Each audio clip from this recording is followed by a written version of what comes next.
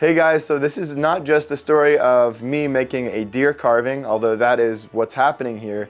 The story behind it is Eric Getz, a fantastic hunter of 20 years, finally gets his dream buck, sends it into a processor, only to find out that after a year of waiting, they have completely destroyed his antler set. And this 21-inch rack, this beautiful antler rack, was demolished, kind of white powdery. You can see in the photo that it's almost completely disintegrated. In fact, just handling this thing, I had broken pieces off of it. It was just flaking apart. And so naturally, Eric, as an avid hunter, this is his dream buck.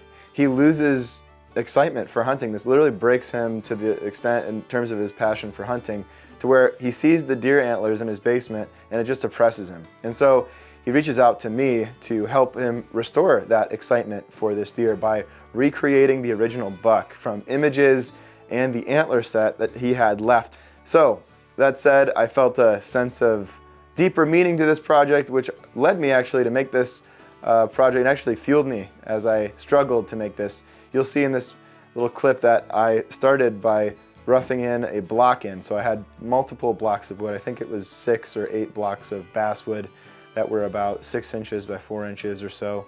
And this whole glue up ended up not being the right size. Realized that after a couple of weeks of glue ups and sculpting that the whole thing had to be trashed. And we eventually went to a 2-piece glue up, whereby I used a log for the log portion of the carving, a section of a log for the log base, and the deer head itself, the actual mount, was carved from one solid piece of red oak, a massive, massive red oak log. And that said, enjoy this video, and yeah, without further ado, enjoy.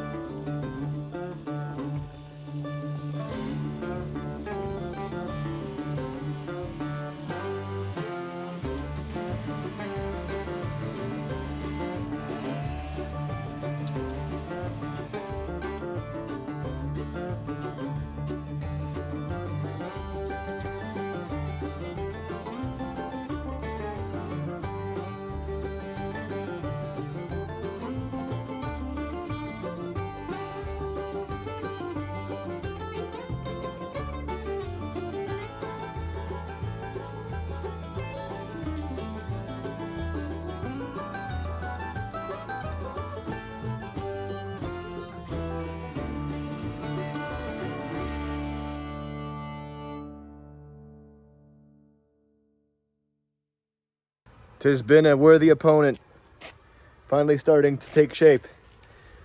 Getting the details in, and the antlers should be blocked in shortly. And that's that.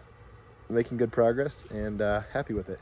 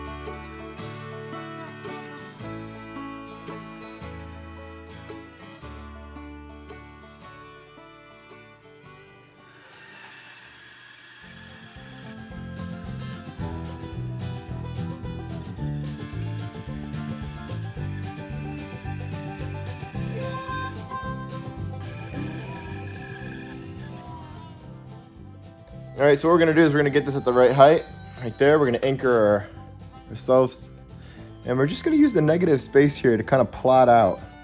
I'm gonna mark the touch point here.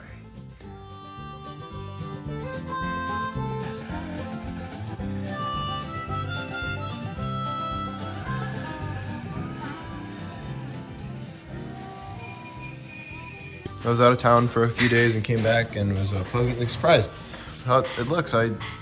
Well, you don't remember where you left off on a project, and it's nice to come back and be surprised. So this is looking good. Happy with that.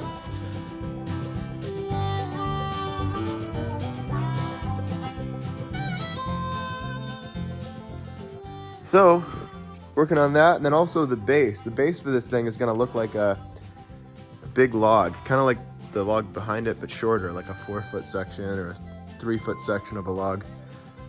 And gonna make some bark lines that come into the body and make it look like it's growing out of that log. But I'm gonna try to carve the texture onto the tree to make it look like bark. So eating some M&Ms. Eating M&Ms and making fire. All right.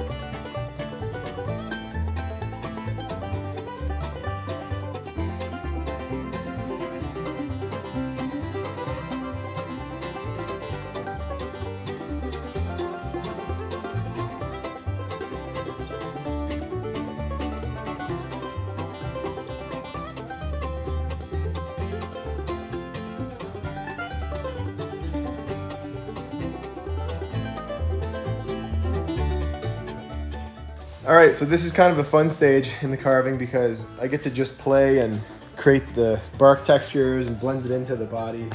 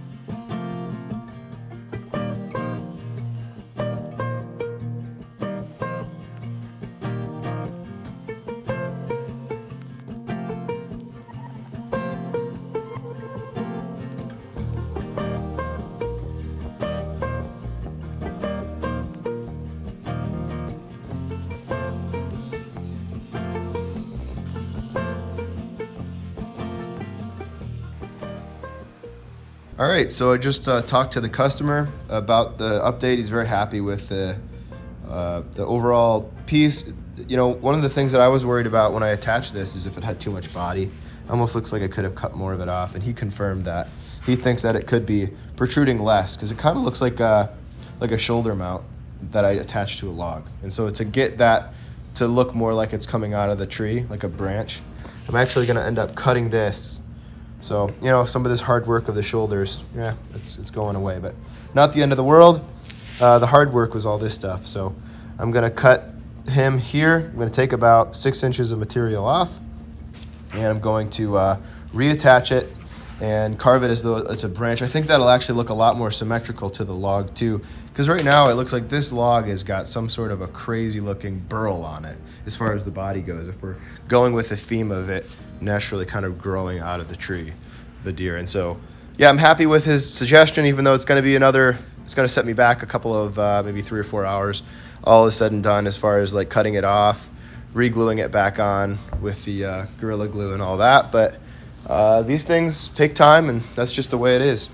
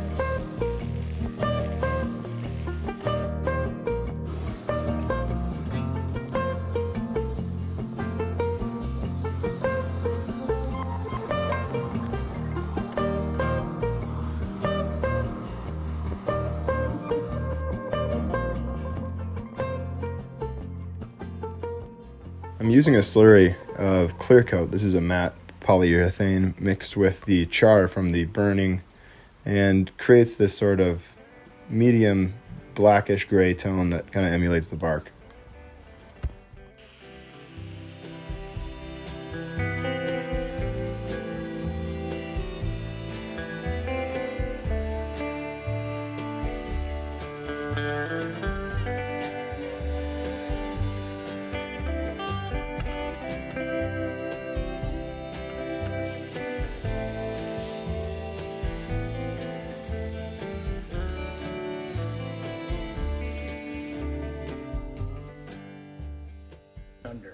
Thanks a lot. Okay. Thank you. You want me to hold one of those? Honestly, I think I can put a screw in those right there. All right.